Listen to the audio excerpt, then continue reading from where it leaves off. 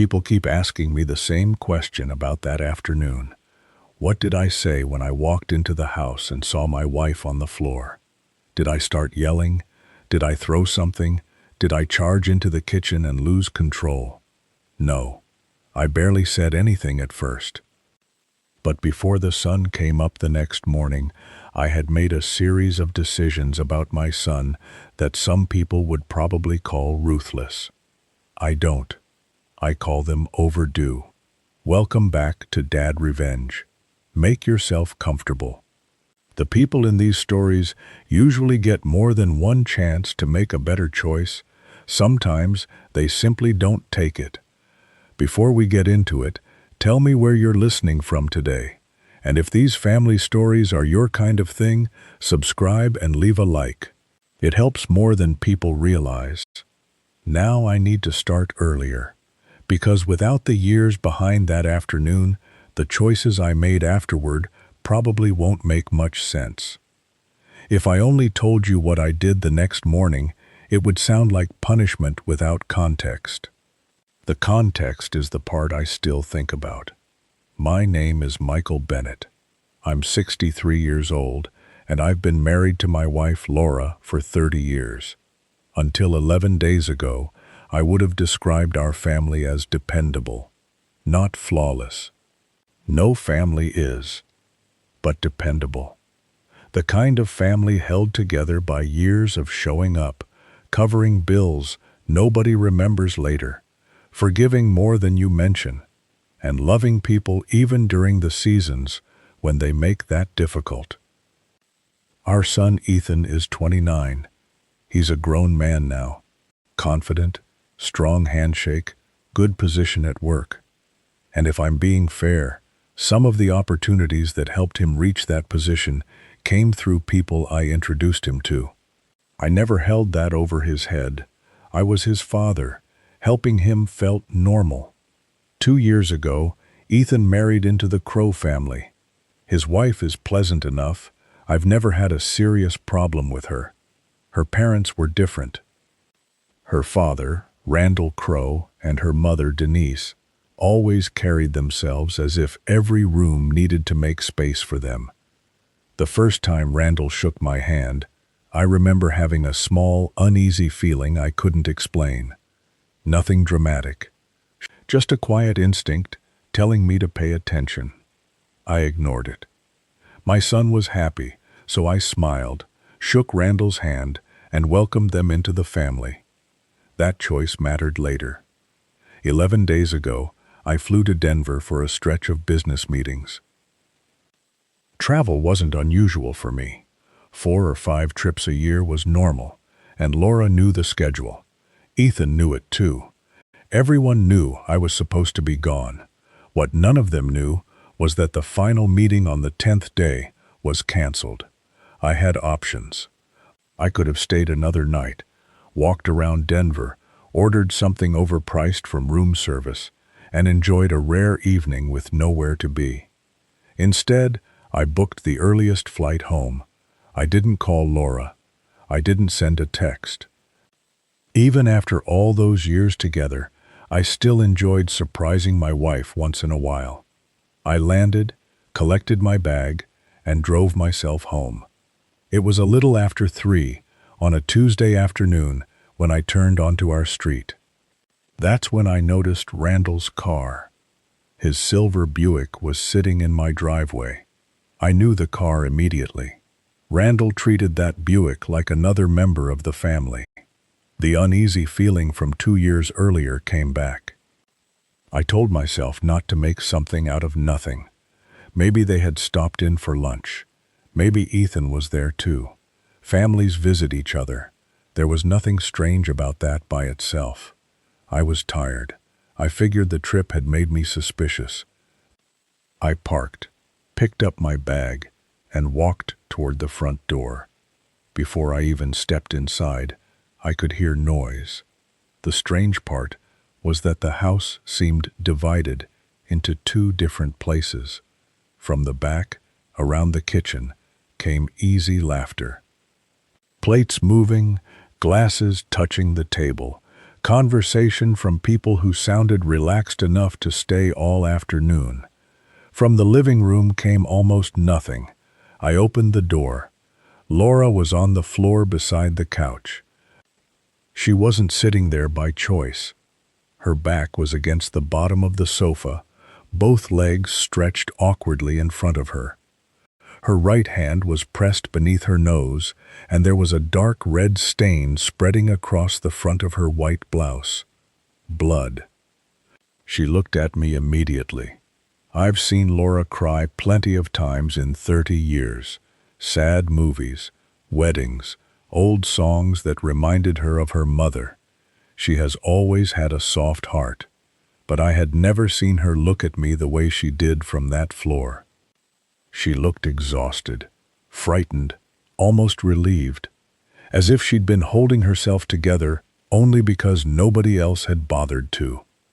Then I walked in, and she no longer had to pretend she was fine. That look stayed with me. I dropped my bag, crossed the room, knelt beside her, and called 911. There was no argument in my head about what came first. While the dispatcher told me how to keep her upright and calm, I checked her pulse and wiped blood from her face with my hand. And through all of it, I could still hear people in my kitchen laughing. My son was in there. So were Randall and Denise. 11 feet away from my wife, they were finishing a meal while she sat on our living room floor, bleeding. The paramedics arrived 8 minutes later. Those 8 minutes felt much longer. They moved quickly through the room, took her blood pressure, checked her pulse, asked questions, and started working on her before anyone else seemed to understand the seriousness of what was happening. The lead paramedic was a young man named Cole, early 30s maybe.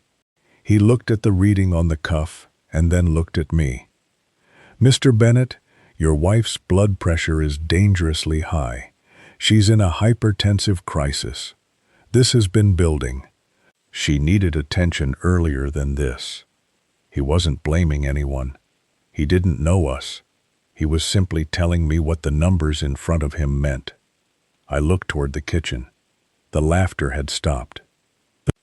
Laura held my hand while they prepared the stretcher. She squeezed my fingers once, and I squeezed back twice. That has been our little signal for years. When they lifted her, I stayed beside her until they had her settled. Then I stood. I straightened my jacket, and I walked toward the kitchen. I have never been a man who solves problems by shouting. I don't throw chairs. I don't punch walls. I don't need a room to know I'm angry. But I do deal with things when they need dealing with.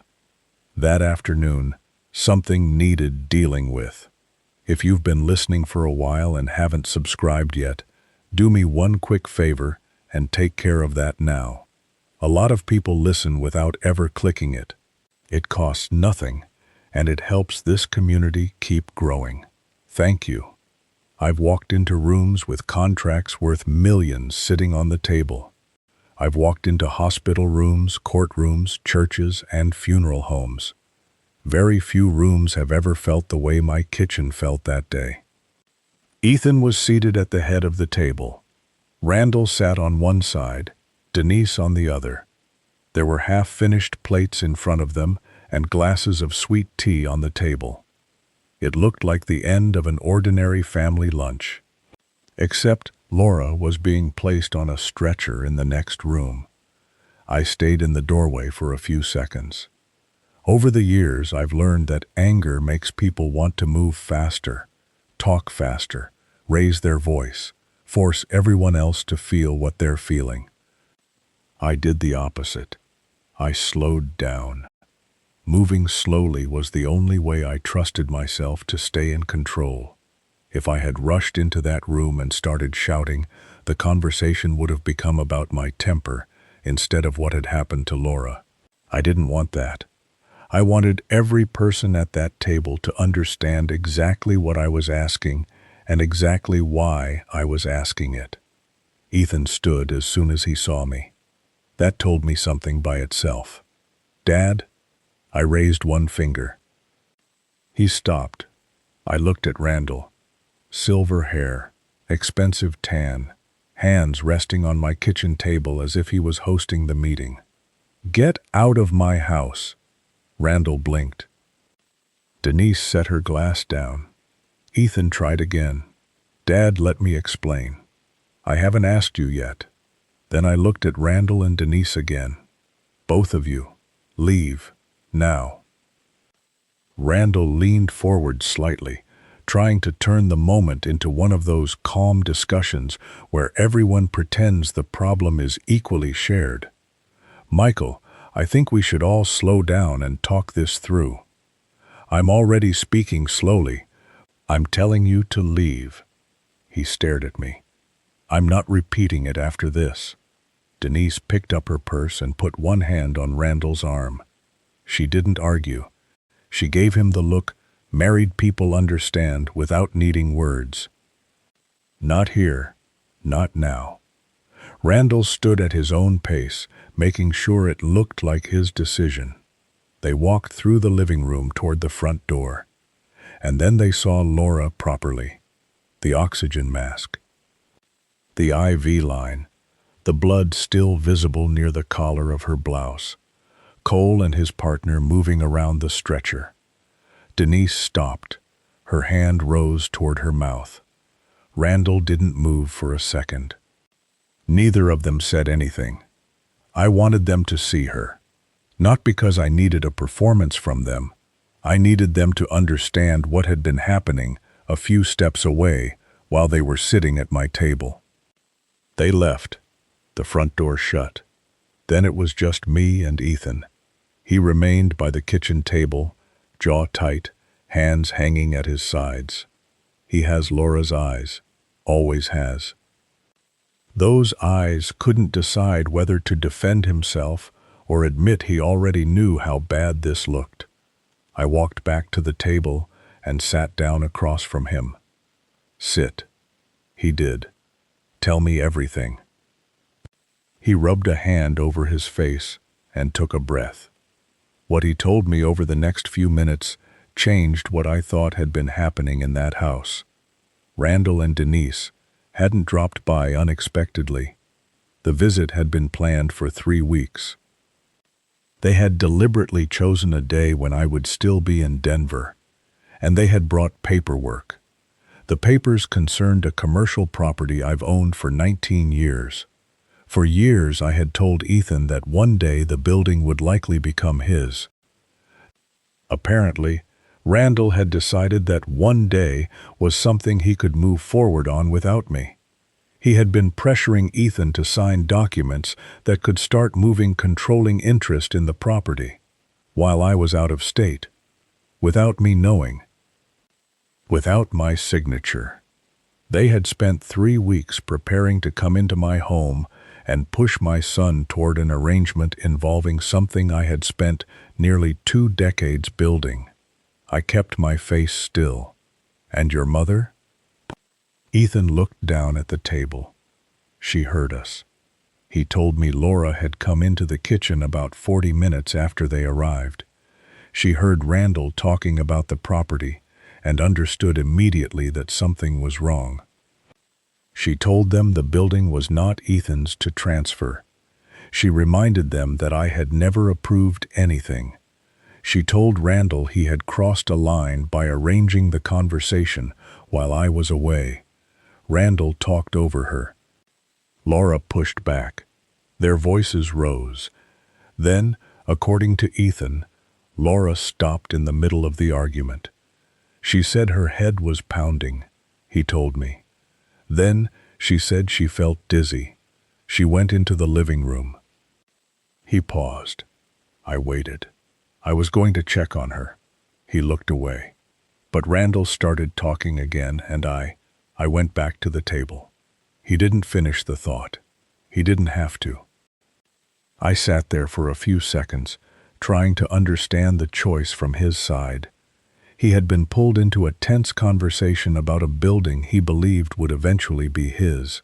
Randall was his father-in-law. There were papers on the table, people talking over one another, pressure coming from several directions at once.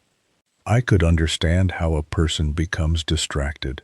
What I couldn't understand was how a son hears his mother say she's dizzy, knows her medical history, and still decides the conversation can wait less than she can.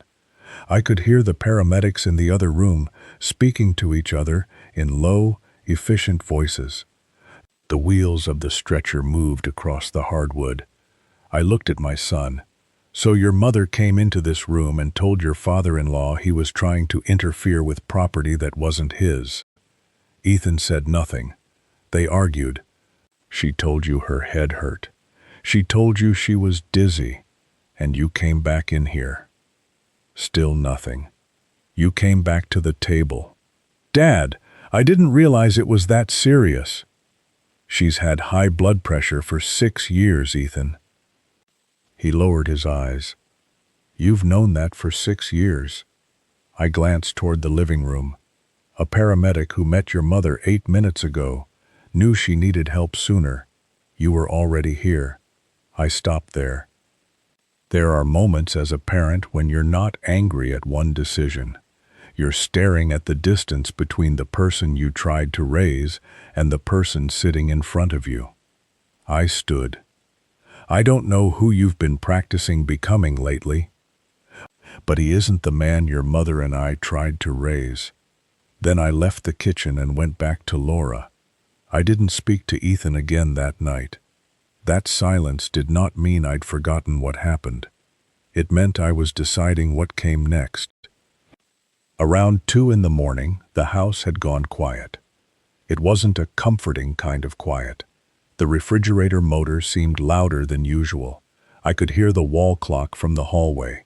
Every so often a car passed outside, and the sound traveled through the house as if the rooms had emptied out. After a day like that, even ordinary noises felt sharp. Laura was finally asleep in our bedroom. Medication had helped settle her. I had lowered the lights and arranged 3 pillows behind her exactly the way she likes them. I stayed on the edge of the bed with her hand in mine until her breathing became steady. For a while, I just watched her sleep. 30 years is a long time to build a life beside somebody.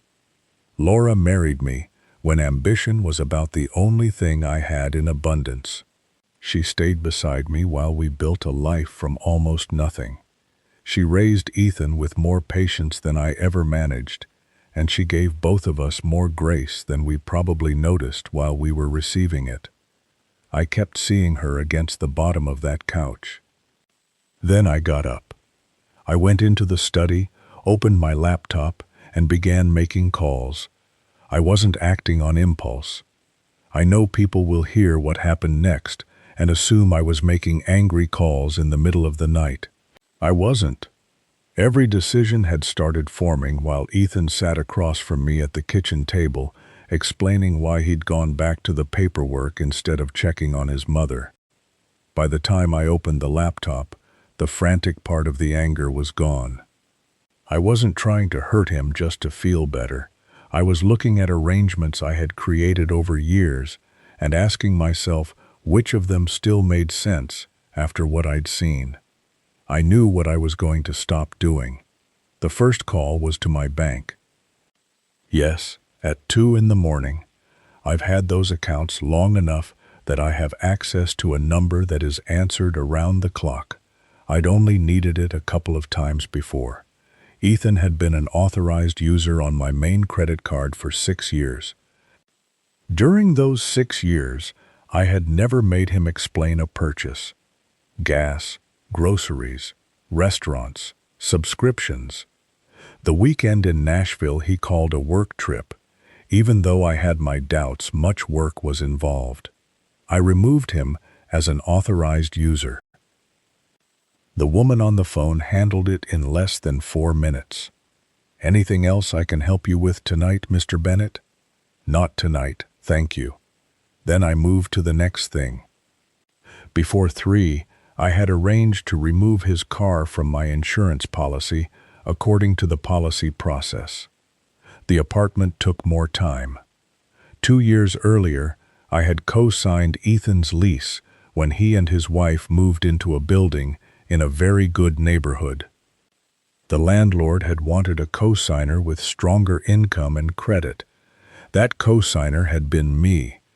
At 7 that morning, once the office opened, I called the landlord, a man named Rick. We had spoken twice before, both times briefly. I told him I wanted to begin whatever process was legally available to remove myself from Ethan's lease at the earliest possible point. Rick was quiet for a second. "Everything okay, Michael?" "It's being handled." "I appreciate you asking." There was another arrangement Ethan and I had almost stopped noticing. On the 1st of every month, money moved automatically from my account into his. It began after college, when he was trying to get established. At first, it was temporary help. Then, it became routine. Eventually, we stopped talking about it altogether. At 3:15 that morning, I canceled the recurring transfer. Not for 1 month. Not until I cooled off. I canceled it completely. That one made me sit back for a minute. The transfer wasn't only money. It had become a cushion I'd built beneath a grown man so quietly that neither of us had to acknowledge it anymore. Maybe that cushion had protected him from consequences he needed to feel. I couldn't know that for certain, but I knew I wasn't going to keep funding it. Then I made several calls I don't apologize for. Over the years, I had introduced Ethan to people. I had recommended him. I had asked men I'd known for decades to take meetings with him, return his calls, give him opportunities, or extend a little patience because he was my son.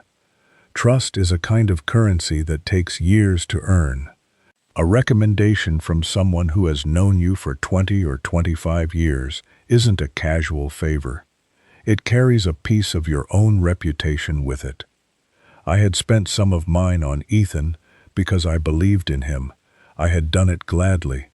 I had never kept a list of favors or expected him to repay me for introductions. But I was no longer comfortable letting other people assume that whatever Ethan did still came with my personal backing. That morning, I told those people my name was no longer attached to his decisions. I didn't tell them family details. I didn't attack him. I simply said that any special consideration being extended because of my endorsement should end. Every person I called asked whether I was all right. None pressed once I said I didn't want to discuss it. By 5, the streaming accounts were canceled. Shared subscriptions were gone. I also had a locksmith scheduled for 7:30. I made coffee and stood at the kitchen window while the sky slowly changed from black to gray and then into that washed-out blue that comes before a full morning. I thought about Randall sitting in his own house. He had probably spent the night wondering what I would do about the property. He had good reason to wonder. The same building he'd spent 3 weeks trying to maneuver Ethan toward was now the next thing on my list. At 6, I called my attorney's office and left a message. I need the ownership documents on the Mercer Street property reviewed and restructured where necessary. I want the protections tightened. I want it airtight, and I want the work started this week. Call me when you're in. That was it. Randall Crowe was not going to find a path into something I had built by using my son while I was out of town. At 9 in the morning, Ethan came back to the house. I saw him from an upstairs window. He walked up the front path with his shoulders set, like he had rehearsed how the conversation was going to go. He reached into his pocket, took out his key, and tried the lock. It didn't turn. He tried again. Then he stood there and stared at the door. He knocked.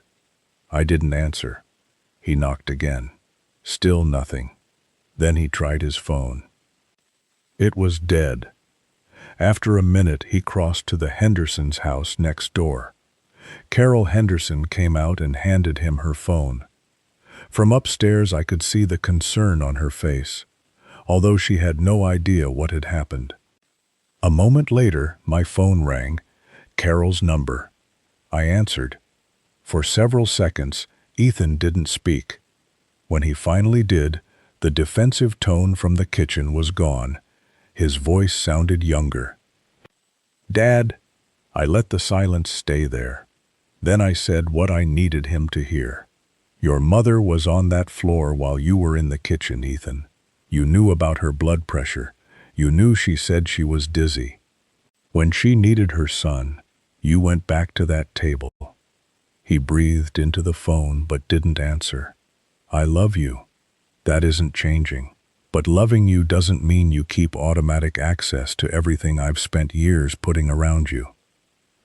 Another pause. "For how long?" he asked.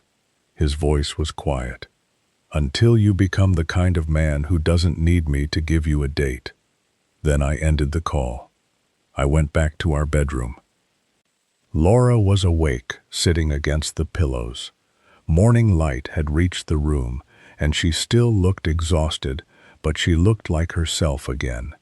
She studied my face. "Is everything okay?"